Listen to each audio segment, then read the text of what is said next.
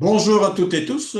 Comme à chaque fois, j'espère que vous allez bien et surtout que vous êtes super bien dans vos baskets. À défaut, n'hésitez pas de me contacter. Alors, qu'est-ce que je vous propose dans cette deuxième vidéo sur les croyances?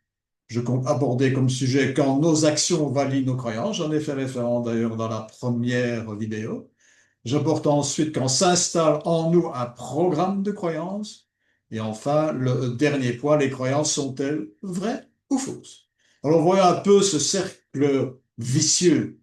Et je prends toujours comme exemple pour commenter ce cercle, tout simplement la personne qui, à 50 ans, perd malheureusement son travail. Alors, que se passe-t-il? C'est que ces croyances, elles influent la perception. La croyance qui, en l'occurrence, sera ici, à 50 ans, ma vie est foutue. Impossible pour moi de concevoir, de reprendre, de trouver un travail.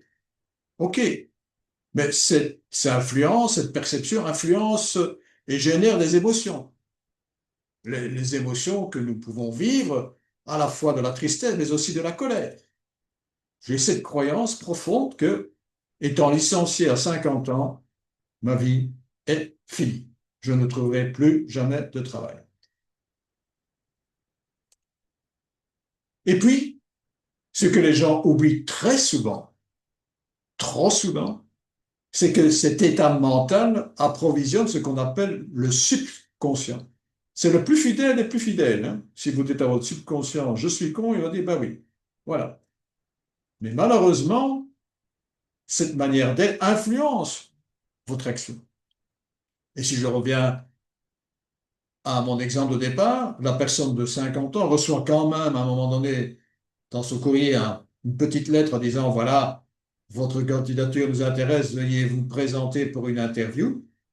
Mais la personne se présente à cette interview nullement motivée, avec dans son subconscient le fait de dire, à 50 ans, je ne trouvais pas de travail. Et que se passe-t-il? C'est que elle reçoit un courrier qui atteste que nous nous excusons, mais nous ne pouvons retenir votre candidature. Et bien sûr, elle se dit, eh ben voilà, c'est confirmé, ma croyance, j'ai raison.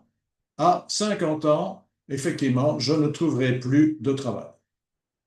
Et donc, tout ça, ça s'appelle comment? Ça s'appelle de l'autosabotage. Je ne suis pas en train de vous dire qu'à 50 ans, on trouve facilement du travail. Tel n'est pas le propos. Mais j'ai déjà, moi, accompagné des gens de plus de 50 ans, voire 58 ans, qui m'ont retrouvé du travail. Donc voilà, je dis tout simplement que si vous n'alimentez pas votre subconscient d'une manière positive et que vous avez des croyances qui sont bloquantes, ça ne va pas faire avancer le schmilblick.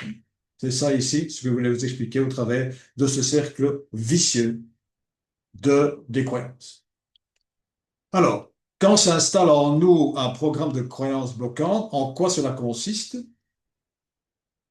C'est un phénomène, tout simplement, qui consiste à avoir installé en nous, comme je viens de le dire, de manière inconsciente, très souvent, un programme de croyances limitantes qui tourne en boucle.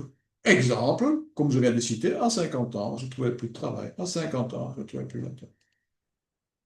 En quoi cela consiste? C'est des événements que l'on croit ne pas pouvoir réaliser. Parce que l'environnement, exemple, dès l'enfance, ont démontré que ce n'était pas possible. Tu n'y arriveras pas. Tu es un fainéant.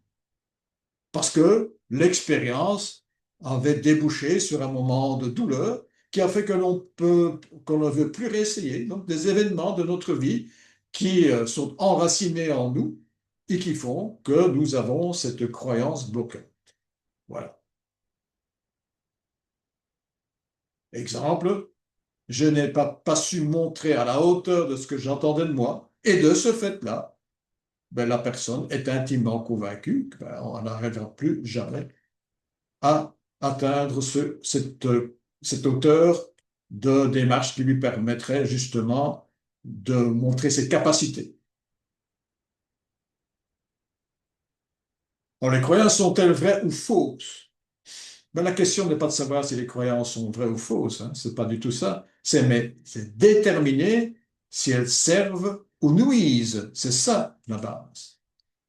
Si elles nous aident à nous épanouir, à atteindre nos objectifs, ou, malheureusement, si elles nourrissent au contraire l'impuissance et l'inaction. C'est ça la base même des croyances. Vrai ou faux n'a pas d'importance. C'est est-ce qu'elles nous aident ou pas? C'est ça la question qu'il faut se poser. Alors, je termine cette deuxième vidéo toujours par mes deux livres. Apprenez à démêler vos émotions sans l'humain, plus d'entreprise. Les cadeaux qui vont avec, et surtout, c'est l'accompagnement et les tests. C'est ça le plus important. Mon site et bien sûr la newsletter. Si les gens sont intéressés, n'hésitez pas de vous inscrire. Et comme à chaque fois, plus que jamais, j'ai décidé d'être heureux, c'est bon pour la santé. C'est pas moi qui le dis, c'est Voltaire, mais c'est une superbe devise. Alors, merci de votre écoute et bien sûr, à la prochaine.